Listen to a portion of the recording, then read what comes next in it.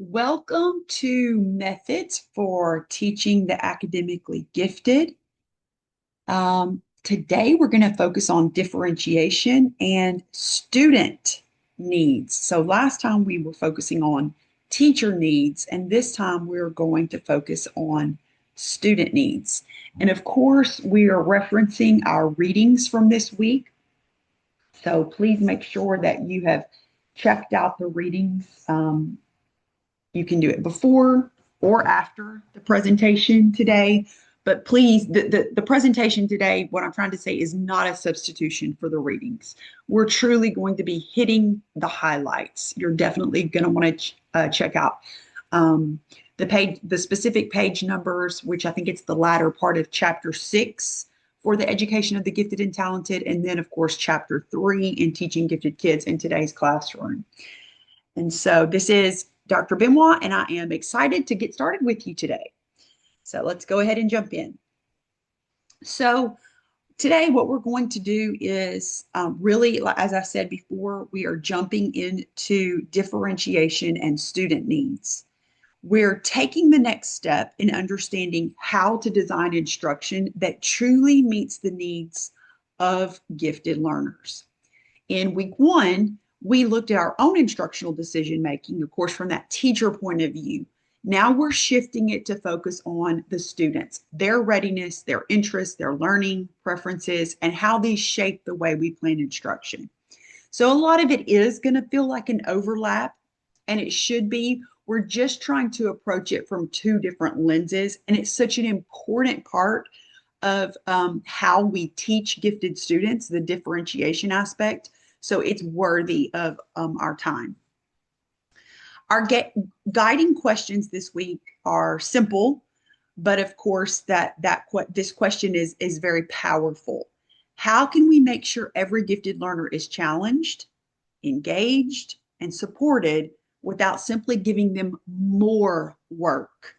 And sometimes we really do. This is something that we really make the mistake of doing it. Differentiation, as both Rim and Rulis emphasize, isn't about adding quantity to the work. It's about refining quality. It's about tailoring the content, the process, the product, and the learning environment, just like we talked about last week, so that instruction fits the learner rather than forcing the learner to fit the instruction. So we're going to begin by unpacking how differentiation actually starts with data, student-specific data, and you'll see that pre-assessment isn't a hoop to jump through, and it's not something just for regular ed students. It's the cornerstone of meaningful gifted education. It helps us know what students have already mastered and what they're ready to learn next. Then we're going to look closely again at some grouping models, and we're going to consider, as we did last week, talking about compacting and enrichment strategies. We're going to explore how pre-assessment and student data inform differentiation. And then we're, of course, going to connect the course readings to those NAGC standards and prepare for some of the assessments that we have coming up this week. So differentiation begins with understanding who is in front of us. That means we need to intentionally collect and interpret information about our students' readiness levels, their interests, and their preferred ways of learning. Gifted learners are not a homogeneous group. One student might excel in mathematical reasoning, but need scaffolding in writing. Another might have deep interests that motivate them to go far beyond the curriculum. The goal of differentiation is to honor those differences while keeping everyone appropriately challenged. Pre-assessment give us those entry points. They allow us to see where each learner stands before we begin instruction, so we can make informed decisions about what to skip, what to enrich, and how to group or scaffold learning experiences. When we teach gifted learners, the pre-assessment is not an optional add-on. It's the cornerstone of responsive planning. And while I'm kind of on this right now, let's talk about scaffolding. Scaffolding is still important for gifted learners. Even though they are very advanced and they're probably going to be scoring high in the regular testing that we do for them. So whether that's going to be their regular LEAP testing or even ACT testing. They're going to be performing typically in the top echelon of those uh, proficiency brackets. That's not where the learning stops. We still have the opportunity to enrich, we have the opportunity to enhance, we have the opportunity to expand. But to do that, they still need scaffolding, which means that even though the content is going to be more advanced, they're still going to need rungs in the ladder of their learning to allow them to achieve at the highest levels that they can. So keep that in mind. They still need scaffolding. RIM emphasizes that grouping is one of the most practical ways to manage differentiation. And we talked about this last week. We're just going to look at it from a slightly different lens. It allows us to adjust not just what students learn, but with whom they learn. Cluster grouping is one effective model. So placing a small group of gifted or advanced learners in the same classroom so they have regular opportunities to collaborate with intellectual peers. And this is something that you will see in large school districts. They do cluster grouping, but sometimes it's just not always possible in smaller schools and smaller districts. But we do know that it is effective. It's not the only effective grouping strategy, though. Cluster grouping helps prevent the isolation that gifted students sometimes experience when they are the only advanced learner in the room. It also helps teachers more easily plan targeted instruction. However, RIM stresses that groups should remain flexible. A student may be advanced in one subject but needs support in another. So movement among groups needs to be fluid. And again, this is something that we kind of get stuck in a rut with gifted kids. Oh, they're gifted, just put them in gifted everything. And particularly when they get to the more complex topics, the more advanced subjects like that we see in high school, it's not a one-size-fits-all approach, and it shouldn't be. True differentiation means we're continually responsive and we regroup and redesign based on formative and pre-assessment data, keeping instruction dynamic and student-centered. So let me just kind of address this. Cluster grouping, which sometimes is called pull-out instruction. So students may be pulled out, for example, in an elementary setting.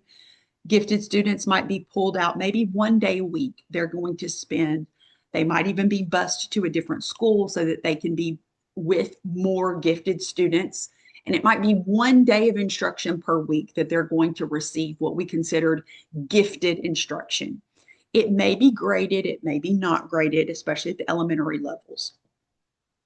As they matriculate through to middle and high school, and the topics begin to become more advanced, what they're actually studying, and the stakes begin to be a little bit higher, we need to perhaps pay a little bit more attention to allowing them some choice in the pull-out instruction. What this may look like is perhaps they're going to take a compacted curriculum in maybe math, but because that's something that perhaps they are more advanced in, which would kind of look like they would be taking a gifted math class, but maybe their other course, English, the test data shows us that they're really on level or they're advanced, but there's really no need for them to do pull-out instruction for that because the placement really isn't appropriate. It would perhaps be too elevated of instruction for their needs in the English area or vice versa. So we want to keep in mind that it's not static. This is something that is dynamic. I'm sorry, yes, it's not static. It's something that is dynamic and should be flexible, not only as the children matriculate through school, but also among subject areas and among interest areas. So that's definitely something that we want to keep in mind. Both RIM and Brulis remind us that differentiation without data is guesswork. Pre-assessments help us see the full picture, what's already mastered, what's emerging, and where enrichment or acceleration is needed. Compacting, which I talked about earlier, is a particularly effective strategy for gifted learners.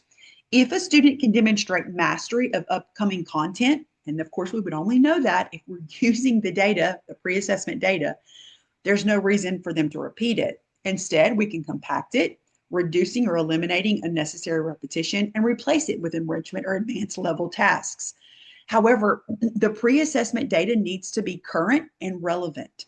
So depending on, last year's scores to determine decisions for this year's academic instruction, that's really probably not related to the content that they're studying this year, it could really be outdated. Enrichment activities should stretch thinking and creativity, perhaps through independent studies, cross-disciplinary projects, or higher level problem solving.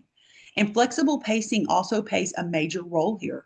Gifted students often move through familiar material more quickly, so giving them permission to advance at their own pace can sustain engagement and motivation.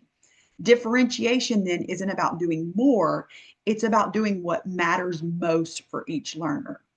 And so this is where using that pre-assessment data and creating some opportunities for students to have some autonomy at how they move through and navigate what we consider to be the regular material is important. Incorporating student choice and incorporating that student agency, it takes planning. So looking from the teacher lens, it definitely takes some upfront planning, but looking from the student lens, it could be the very thing that helps them remain motivated and engaged in whatever it is that they're studying. So let's look at compacting and from the Brulis lens. So Brulis provides a practical roadmap for compacting that's especially useful when you're balancing a range of abilities in one classroom. And this can happen even if it's a pull-out cluster, grouping, a gifted class, like a gifted cluster grouping. The first step is to pre-assess using a quiz, checklist, or performance data to determine whether a student has already mastered the content. Next, we need to document that mastery. This isn't just for accountability. It's also for transparency with parents, administrators, and the students themselves. Once mastery is shown, we design replacement activities. These could be enrichment projects, more advanced readings, or inquiry-based challenges tied to the same standard, but requiring higher level thinking.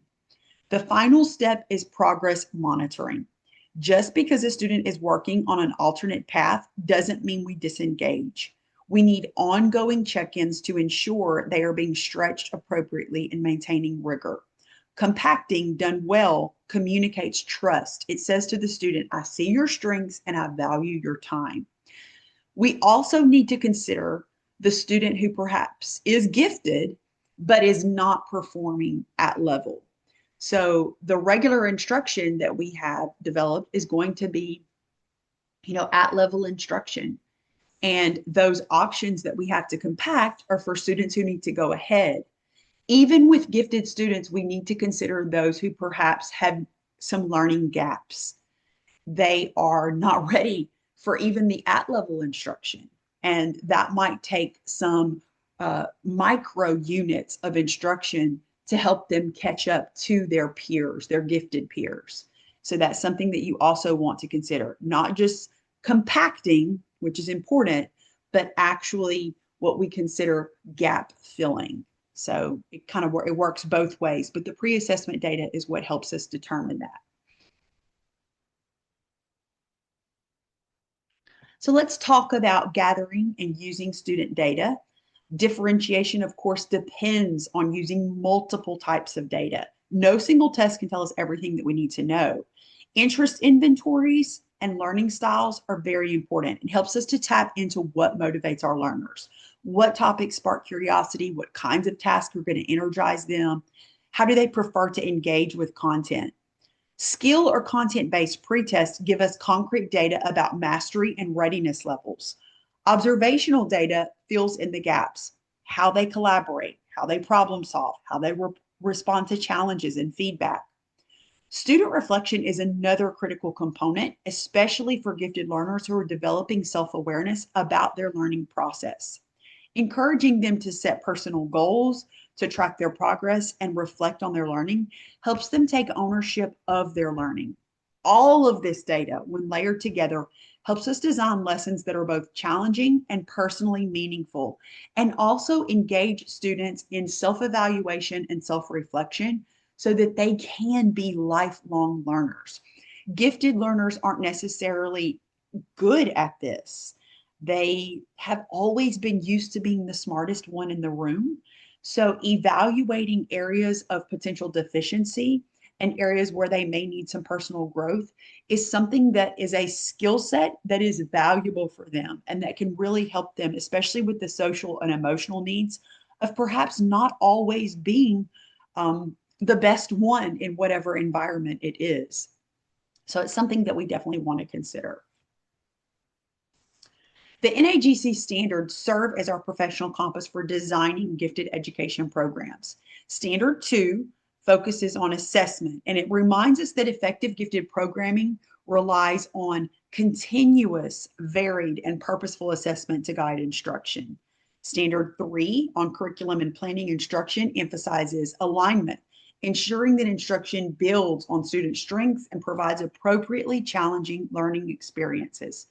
Standard 4 highlights learning environments that are responsive and supportive, both academically and socio-emotionally.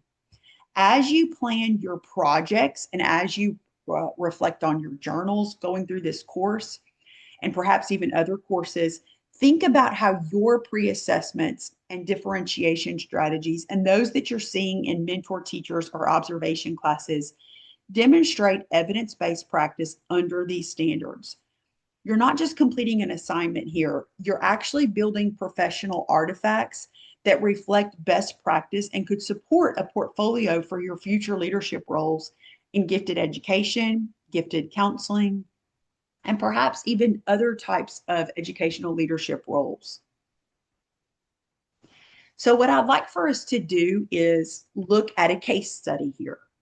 We're going to look at Ms. Harris's fifth grade classroom and see how she begins her fractions units by giving a quick pre-assessment to gauge students' current understanding. The results of the pre-assessment show a huge range. Some students have significant gaps, as I mentioned before, while 6 of her students have already mastered nearly all of the content. Instead of reteaching the material they already know, Ms. Harris compacts that portion of instruction for the gifted group. She substitutes a project called the Fraction Food Truck Challenge. Students design their own food truck business, scaling recipes, pricing menu items, and using fractional operations to make real-world decisions. There are actually a lot of these pre-made enhancement challenge activities available on many, many sites online. Do some Google searching and see what's available for you. But also, I encourage you to use AI here. Magic School Bus and other AI pair well for helping design a lesson like this. This approach transforms what could have been redundant learning into a creative applied experience. It also models what both Rim and Brulis describe: data-driven differentiation that respects readiness levels, encourages autonomy, and values meaningful learning over simple compliance. While those students are working on this project, this allows Ms. Harris time to design a lesson that would be at level for those students who need instruction at the regular level, but then it would also carve out some time that she could do a small group for some of the students who need those gaps filled. They're going to need to be some one-on-one work, and this would create some time in the class where she would have those students who are working on that independent project working. She would be able to deliver the at-level lesson for students, and then she would also be able to pull students in the small group based on that pre-assessment data and work with them specifically in that small group setting or even a one-on-one setting, and fill some of the gaps that the pre-assessment revealed they needed some support with. After implementing the Fraction Food Truck Challenge, Ms. Harris takes time to reflect on both student outcomes and her instructional decision making. So her students' reflection journals reveal how much they value the chance to learn at their own level. The gifted students note that they feel challenged, while others express appreciation for working at a pace that helps them master the concepts without feeling rushed. This reflection process benefits Ms. Harris as well. Through analyzing her students' responses and assessment data, she realizes that compacting didn't just serve the gifted learners, it created a ripple effect across the classroom. Because she reduced whole group time spent on material already mastered by some, she freed herself to provide, as I mentioned before, that more individualized support to the students to develop their core fraction skills. Engagement rose across the board and classroom discussions became more dynamic because the gifted students were applying advanced concepts that piqued the curiosity of their peers. Later, of course, once the students have mastered the content, she can wrap the at level students in by having a miniature version of the food truck project to where they can also participate in perhaps what is going to be some cumulative big project that they perhaps present to their grade level or maybe the PLC or maybe on a parent open house night. Viewed through the lens of the NAGC Pre-K Gifted Curriculum Standard, Ms. Harris's approach demonstrates strong alignment with Standard 3 curriculum and instruction that emphasizes modifying the content, the process, and product based on readiness, interest, and learning profiles.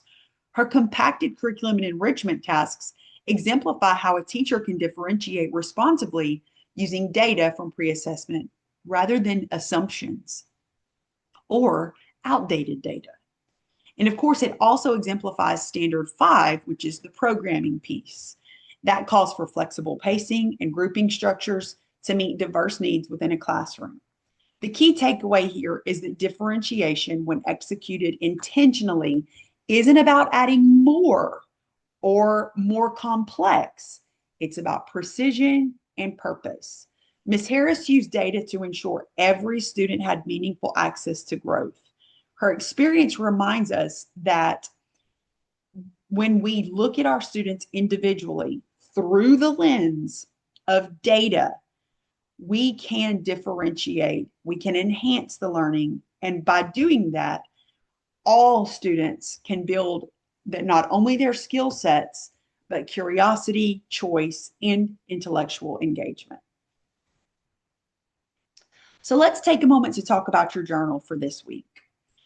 It's designed to bridge theory and practice to help you see what differentiation for gifted learners looks like in authentic classroom contexts. You'll interview a teacher who has experience working with gifted or advanced students, and through that conversation, you'll gain a window into how differentiation plays out day to day. When you ask about plans for early finishers, listen for how the teacher keeps learning purposeful and challenging beyond initial mastery. The best strategies go beyond busy work. They might include independent inquiry, tiered projects, or compacting, ideas that connect directly to both REMS and RULA's readings. When you explore grouping, note how intentional the teacher is about mixing readiness, interests, and learning profiles. Grouping shouldn't be static. It should be flexible and data-driven. Pay attention to whether groups change based on ongoing assessments or whether they're set at the start of a unit and left untouched. The third question about differentiation for varied learners gives you a chance to see how theory translates to practice. Are adjustments made to content, process, or product?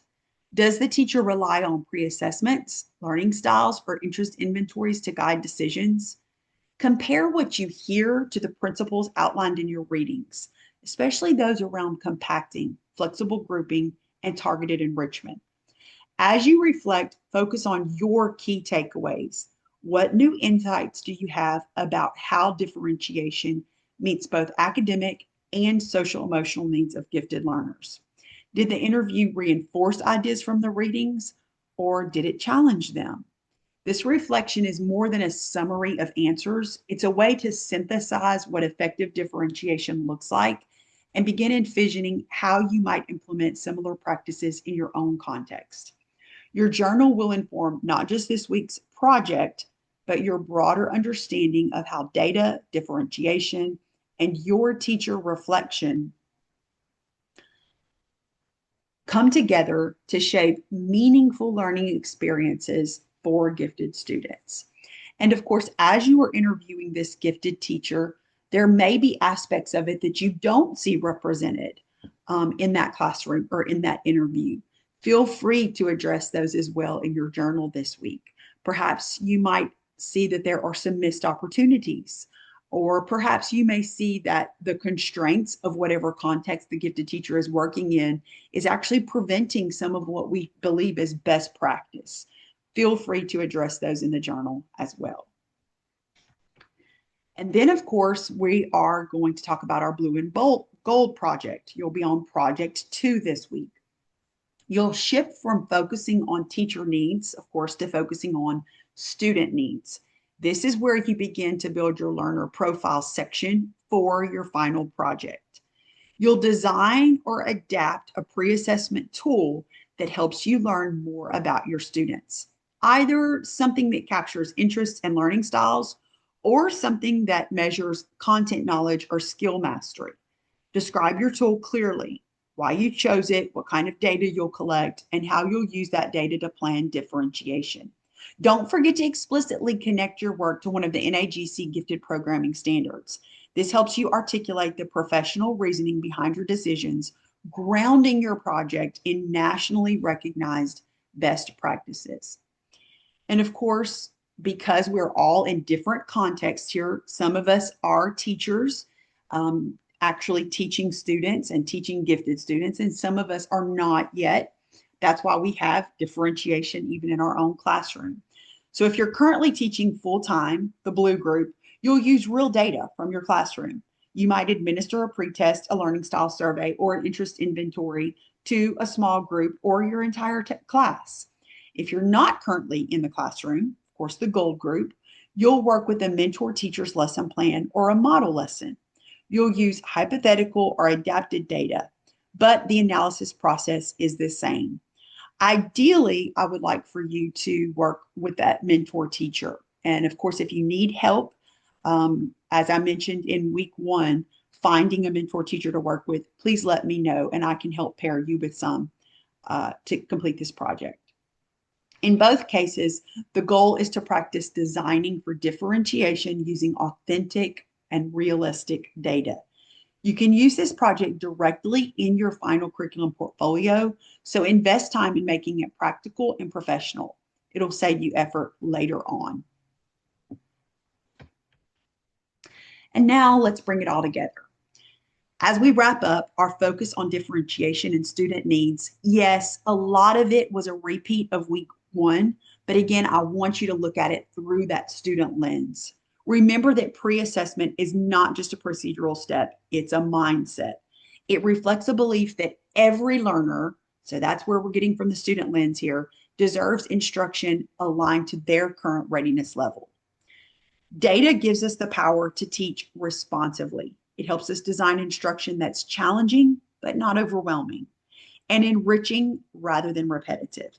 Differentiation respects individuality.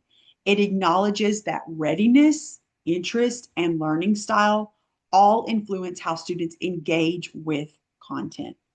The most effective teachers in gifted education are those who remain flexible and reflective. They continuously seek evidence, listen to what their students are showing and telling them, and use that data to refine their craft. That's what this week and this project are all about. So go forth and learn more about methods, particularly differentiation, that help us serve our students the best way possible. Have a wonderful week. Reach out if you have any questions.